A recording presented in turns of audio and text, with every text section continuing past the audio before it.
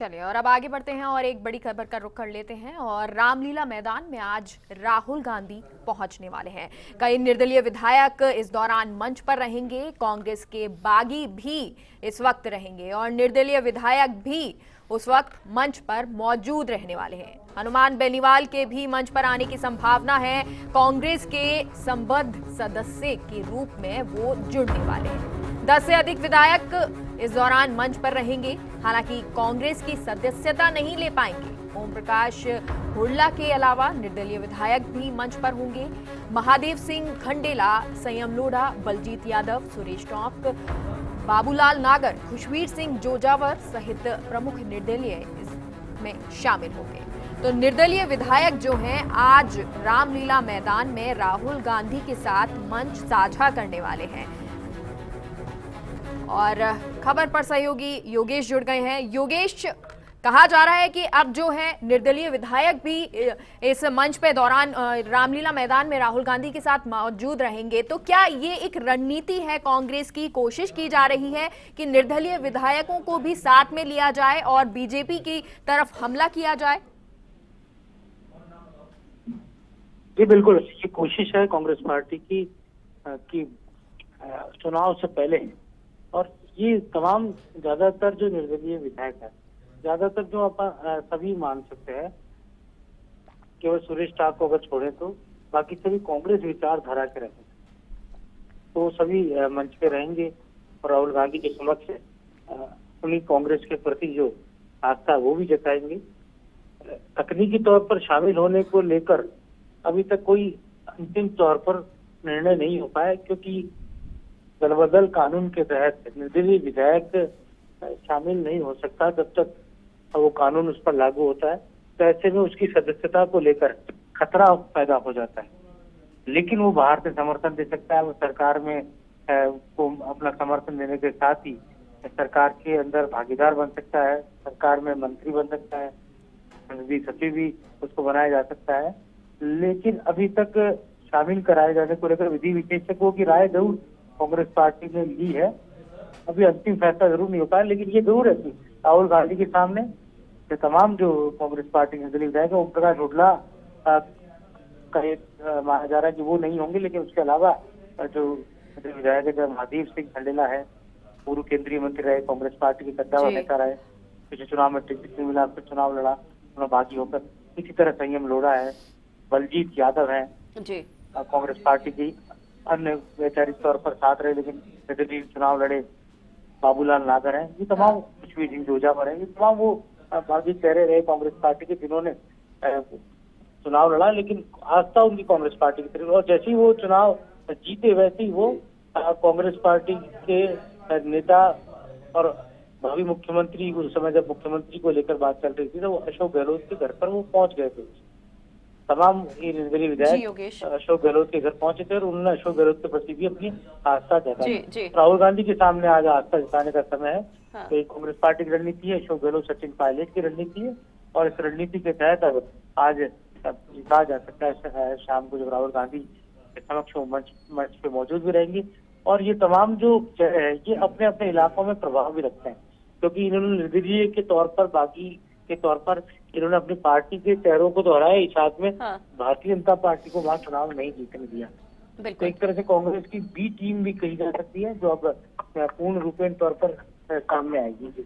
जी, और हमारे साथ हमारे सहयोगी नरेश भी जुड़ गए। नरेश, ये रामलीला मैदान में आज कांग्रेस का शक्ति प्रदर्शन होगा ये आप कह सकते हैं, लेकिन जो बी टीम की बात यहाँ पर योगेश जी कह रहे हैं, इस बी टीम में हनुमान बेनीवाल फैक्टर कितना बड़ा देखते हैं आप?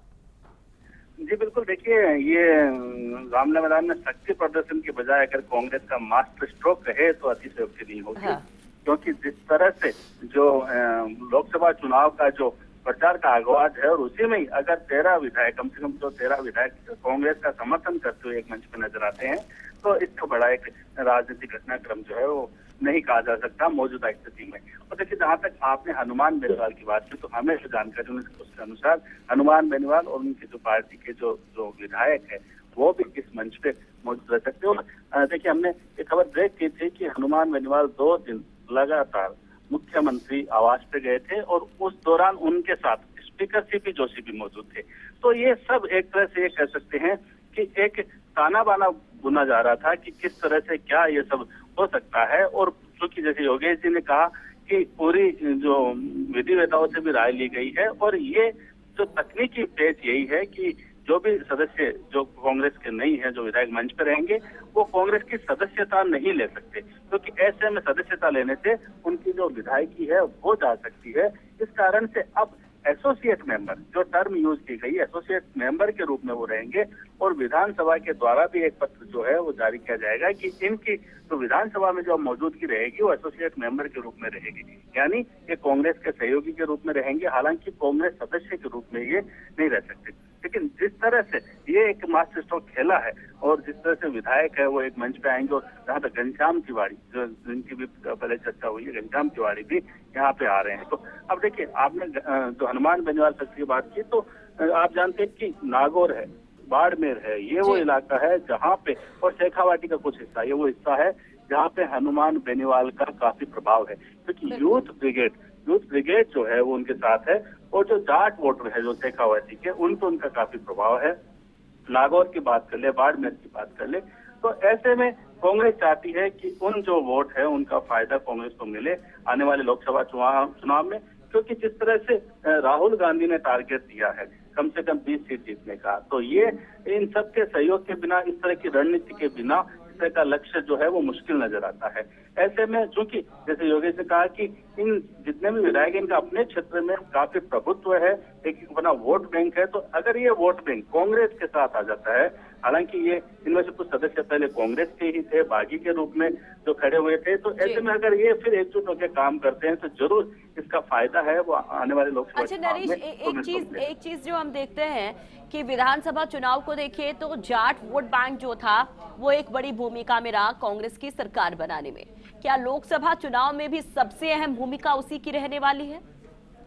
देखिए, हर जो जाति है उसके अपने चुनाव में भूमिका होती है। जहाँ तक आपने जाट वोट बैंक की बात की, तो देखिए शेखावाटी जो बेल्ट है, सीकर, चूरू, झुंझुनू, इसके अलावा नागौर, बाड़मेर, ये वो क्षेत्र है जहाँ पे इनकी जो मतदाता, और आज जहाँ पहली सभा होनी है राहुल गांधी की, वो बेल्ट भी जाटों की।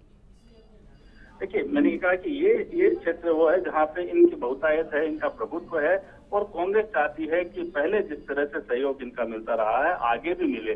तो लेकिन जिस तरह से विधानसभा चुनाव में हमने देखा था कि जब हनुमान बेनीवाल ने अपने प्रत्याशी खड़े किए थे तो उनके कारण कहीं न कहीं कांग्रेस को नुकसान हुआ था। ऐसे में अभी कांग्रेस की रणनीति है कि हनुमान बेनीवाल को साथ रखा जाए, और उसी रणनीति के तहत जो है वो हनुमान बेनीवाल एक तरह से कह सकते हैं कांग्रेस के सहयोग करते हुए वो नजर आएंगे। क्योंकि जिस तरह से मुख्यमंत्री आवास पे 2 दिन रणनीति बनी थी, हनुमान बेनीवाल खुद गए थे, उस दौरान कई बार संयम लोढ़ा जो जिनकी बात करें वो भी पुरानी कांग्रेस के, वो भी वहां पे आए थे। और भी जो विधायकों की जिन्होंने बात की है योगी जी ने, वो सभी लगातार यहाँ पे आते रहे हैं। और इससे पहले भी हमने देखा है जब लक्ष्मणगढ़ में सभा हुई थी, महादेव खंडेला जो निर्दलीय विधायक है वो मंच पे मौजूद थे।